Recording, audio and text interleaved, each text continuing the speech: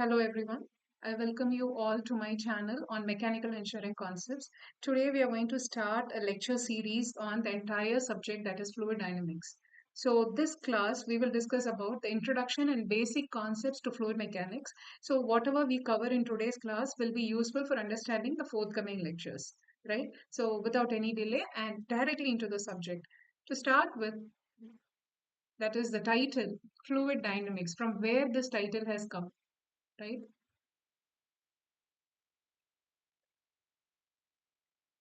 So there's something called as mechanics. Mechanics is a very old branch of physics that deals with bodies that are in rest or in motion, right?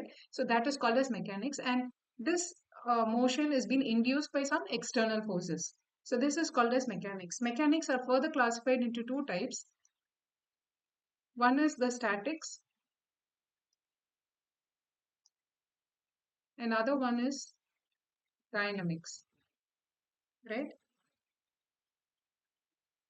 So mechanics is the branch of science, that branch of physics that deals with bodies that are either in rest or in motion. When it is in rest, we call it as statics. When it is in motion, we call it as dynamics, right? Then where is the word coming as fluid mechanics? So when we are dealing with bodies, that is fluid bodies, then you call it as fluid statics and fluid dynamics. So I just insert a word here, fluid statics, and this is fluid dynamics, right? So that combined study of fluid statics and fluid dynamics is called as fluid mechanics, right? Now we can simplify the term that is fluid mechanics such that it is dealing with bodies that are in motion only with the special case of fluid that is at rest. You get the point? So fluid mechanics is nothing but a study of fluids that are in motion with a special case considering a fluid at rest. So that is called as fluid mechanics. So our entire discussion today is based on this fluid mechanics only. Right. Then coming to yet another fields of study. There are some other fields of study which I feel you have to know. The first one is hydrodynamics. And the next, gas dynamics. And then aerodynamics, right?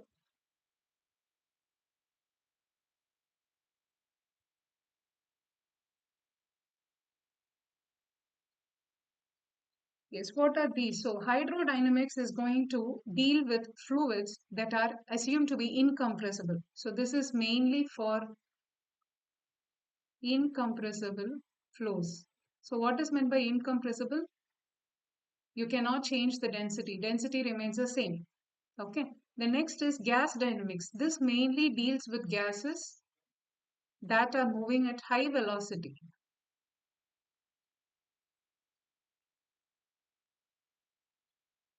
And the next is aerodynamics. So this is dealing with gases that flow over rockets or aircrafts or even some automobiles. It can be either at high speed or at low speed. Okay. So this is flow over bodies. And that bodies essentially be aircraft or rockets or any other automobiles.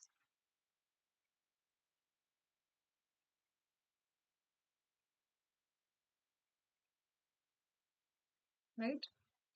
So this is how it goes. So you have the basic title as fluid mechanics that is classified into fluid statics and fluid dynamics, and it another three areas, that is hydrodynamics, which deals with incompressible flow. When I say incompressible, there is no change in density. It is assumed to be constant throughout the flow. And the next is gas dynamics, that is gases moving with high velocity. And then you have aerodynamics, that is flow over aircraft, rockets, and automobiles, right? So this is some a brief definition of what are the topics in this fluid dynamics.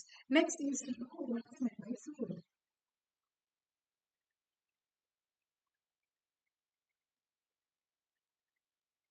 What are all can be classified under this title of fluid? Okay. When I take any matter, it can be classified into two categories. One is the solid, liquid, another one is gas. We all are familiar with this. And of course, we have a fourth state that is existing when it comes to very high temperatures, and that fourth state is called as plasma. Right? Now, this liquids and gases are combined under this term that is called as fluid. Right? Now, what is the difference between this solid and the fluid in terms of flow? That we are going to see. Right?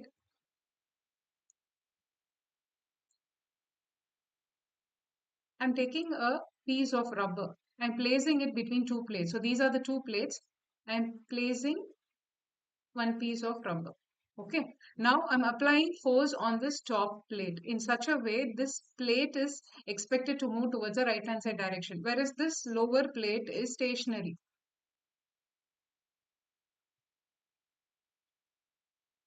Right.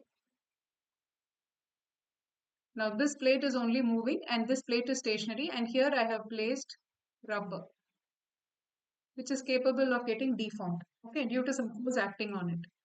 Right. Now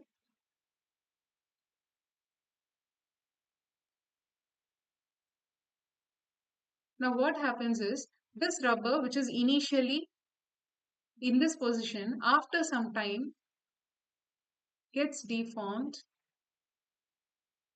maybe like this.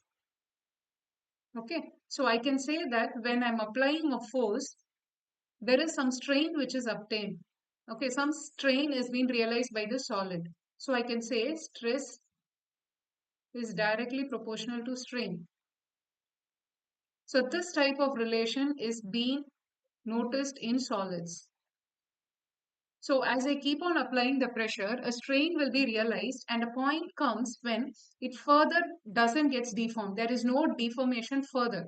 So what is the stress applied? Proportionately a strain will be realized and further as you keep repeating this, there's one end point where there is no further deformation. This is noticed in solids. The same thing when you're going to notice in a liquid. You're taking a container and you're filling it with some liquid. Okay. Say there's some liquid. Now we are going to tilt this container like this. We're just tilting it. So what happens? The molecules of these liquids, they actually tend to rearrange themselves so that a flat surface is being maintained constantly throughout. Okay. So in this case, that is being a liquid or a gas, the stress developed will not be proportional to the strain. Rather, it will be proportional to the rate of strain.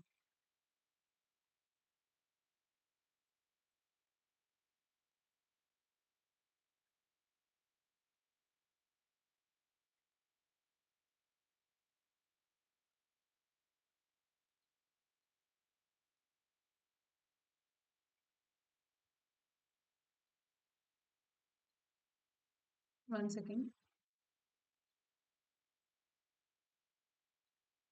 Okay. So now it will be proportional to the rate of strain. So you will notice that there will be a constant deformation and only the rate of strain will be, that is, a stable state will be reached, equilibrium state will be reached. So this rate will be stabilized. So this is what you notice in fluid. So when it comes to fluid dynamics, you can differentiate the behavior of solid and the behavior of fluids in this way. In solids, always the stress will be proportional to the strain, whereas in fluids, the stress will be directly proportional to the rate of strain. Okay. Now, you have to know the application of fluid mechanics, where these are actually used. See, the fluid mechanics is not a separate subject. This is something which is inbuilt in your life, in your day-to-day activities. For example, you consider a human body, that is our own human system. What does a heart do? The function of the heart is to pump blood to all parts of the body through arteries and veins, right? Likewise, what does a lungs do? It constantly keeps exchanging air, right? O2 inside and CO2 rejecting out. Then what about your kidneys? So that is functioning to purify the blood, right? So there is always constant motion. Now you have got artificial uh, heart machines, you have dialysis units. Okay, even for lungs, you have the external units. So all these are designed based on fluid mechanics. You consider your own house. What about the piping system in your house? The piping for natural gas, or piping for water, or even for the sewage. So all these pipes and the circulation of water throughout the city, all these are designed based on fluid mechanics only. Now you consider any uh, a rocket propulsion or aircraft movement. So all these again based on this fluid dynamics, aerodynamics only. So you cannot filter this subject as something that is away from your day-to-day activities. It is a part of this, and hence we what I would tend to say is the application of fluid dynamics or fluid mechanics is throughout, right? And next, yes, the next is, you should know a term that is called as no slip condition. This is very important.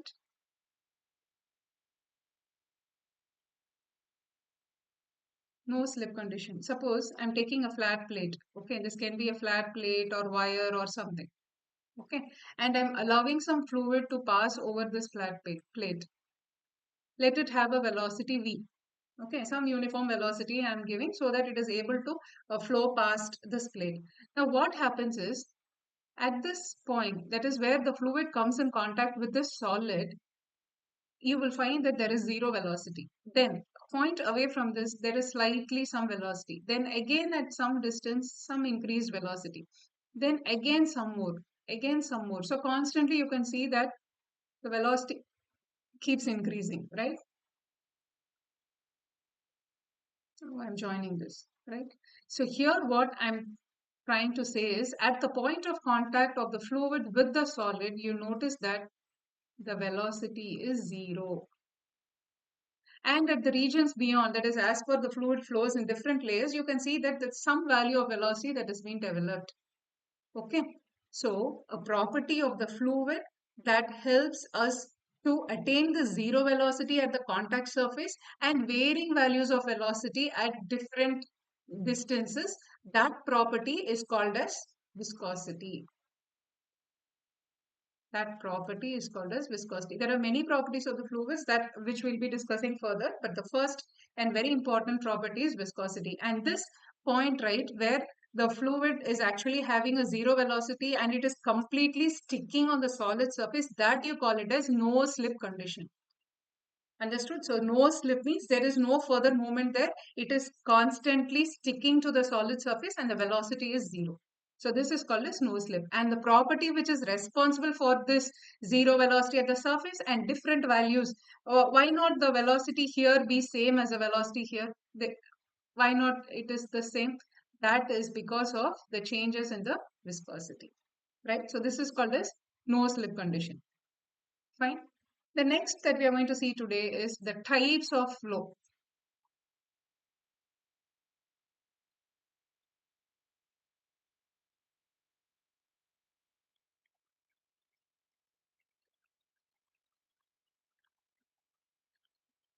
Types of flow. So you classify this on different categories. We'll have the first one, that is viscous and inviscid, that is non-viscous. Okay, viscous and inviscid flow. So when I say, we just saw what is viscosity. So this viscosity is mainly due to the cohesive forces between different molecules of the fluid. Okay, so it is mainly due to cohesive forces between molecules of the fluid. Okay, when I say viscous, that is highly viscous means, see, one thing you should know, there is no fluid with zero viscosity. Okay, the viscosity can either vary from a maximum to negligible. So this is how the variation is. When I say the viscosity is in a negligible value, then it is inviscid fluid. When it has got a high value, then it is called as viscous fluid. But you can never call or categorize any fluid under zero viscosity, right? So, okay, the next one, you can classify further as internal and external flow. Internal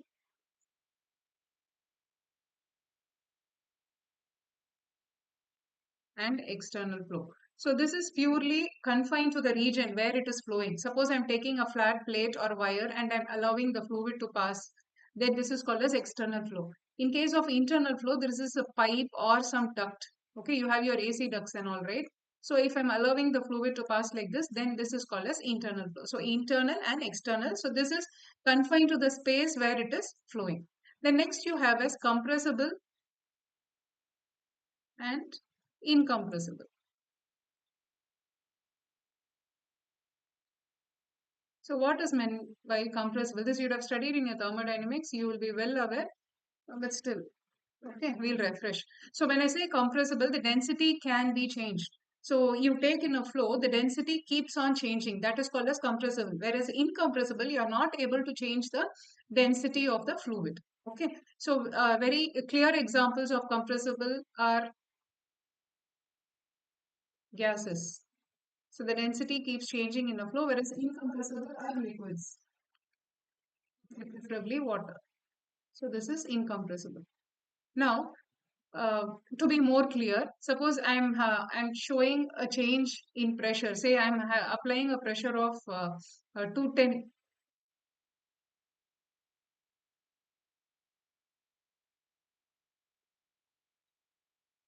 1 second.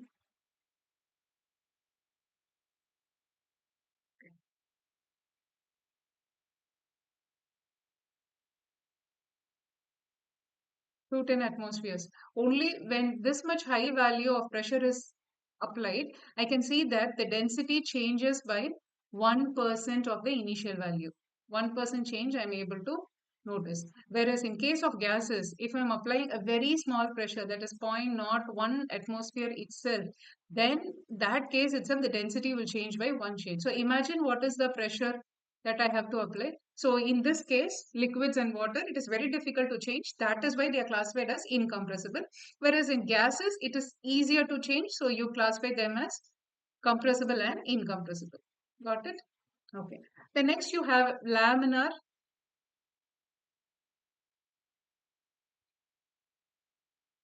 and the other one is turbulent. So this is with respect to the orderly fashion or organized fashion. Okay, when I say the flow is laminar, you can see that the streamlines are like this. Okay, very much ordered. Whereas in case of turbulent, you can see a disturbance. Okay, so this is how a turbulent flow occurs. So whenever the flow is highly smooth and highly organized, then you call it as laminar. Whereas when you say that it is disorganized or there are some disturbance in the flow, then you call it as turbulent. Okay. Then the last classification is natural and forced. Natural flow and forced flow. Okay, this natural you can also call it as unforced. So what is this natural and forced? Suppose I am having, again I'll take a simple external flow example itself. Okay. Now I am allowing the flow in this direction. So what happens? The flow is occurring over the plate, and if there is some movement like this, and this movement is occurring due to buoyancy effect, then it is called as natural. What is this buoyancy effect? That is, the fluid gets warm. Suppose this is a hot plate. This plate, right, what I am placing here, maybe this is a hot plate. So what happens? The fluid that travels from here with one particular velocity, it touches this hot plate, it gets heated up, it gets heated up, right? Here it gets heated up. Then it loses its density. That is, density becomes less, it's lighter, and it travels up. In that case, what happens? The vacant space that is present here is being occupied by the cooler fluid. The cooler fluid. So this has got high density and it comes here. So you can see some circular motion that is created. The cooler one comes here, the warmer one goes up, and this cooler and warmer is mainly due to the difference in density, and this buoyancy effect causes the flow. Okay, so this is called as natural flow. The same thing when I'm talking about a forced, I can have a fan like this. Okay, so this fan is going to force the movement of fluid on a flat plate. Again, here it is a flat plate only. So this is called as forced flow. So you're using an external device, maybe a air or a pump, then you call it as forced, right? Yes. And the last classification, you have a steady and unsteady flow. Okay, before touching the difference between steady and unsteady, I'll tell you one more thing. See, there is a term called as steady and uniform. Throughout the engineering concepts, you will deal with these two terminologies. One is a steady, and other one is a uniform. First, you should know what is the difference. There is a mileage line between the steady and uniform. Okay. So when I say steady, the value of properties remains the same with respect to time. What is it respect to time? See, suppose I'm having a flow like this. I have measured the viscosity value, or maybe, okay, let's take it as velocity. One second. Okay, I'm taking the velocity or temperature or some other property, any property be it be. Let it be. Okay.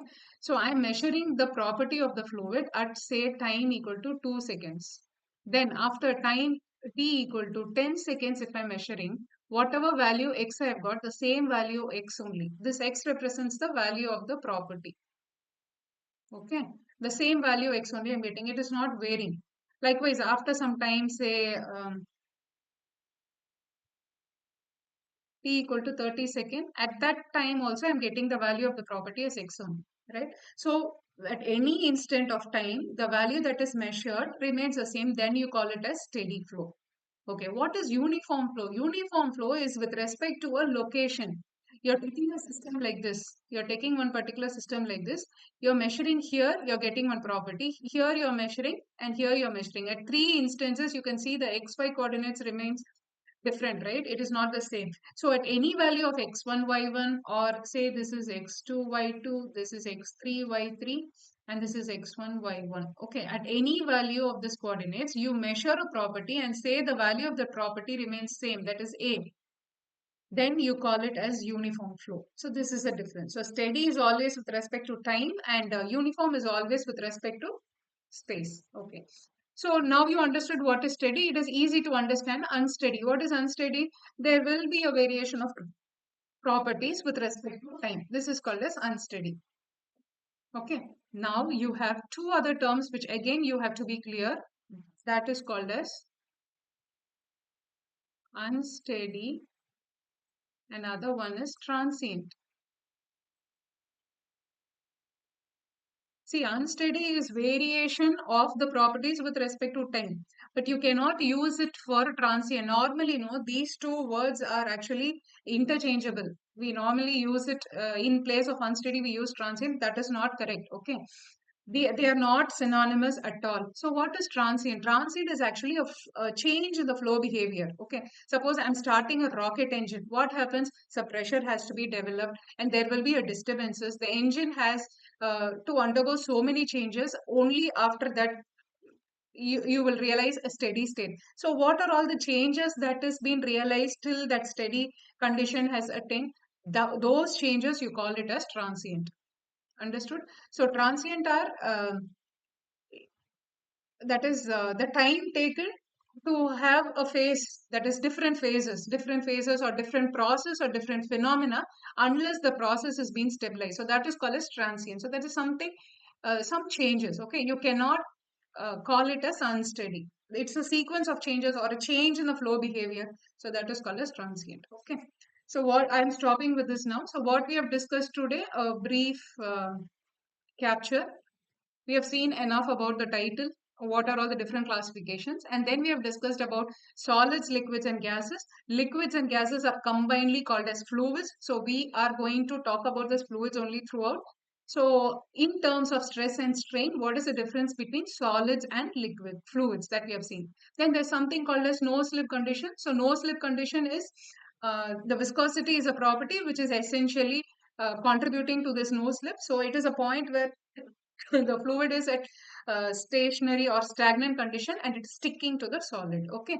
Then coming to the types of flows, we can classify based on viscosity.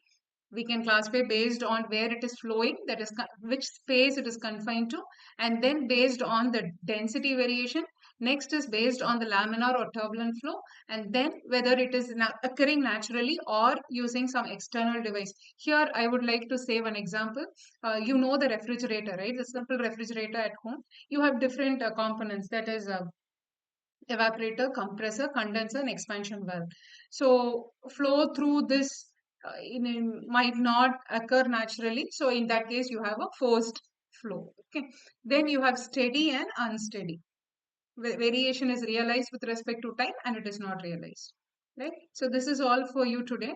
If you have any doubts, kindly post me a message, or you can also mail me. I'll get your doubts clarified. So the forthcoming classes we'll be discussing about the properties of fluids, hydrodynamics, and all those things, right? So keep watching my videos. Thank you so much for your support.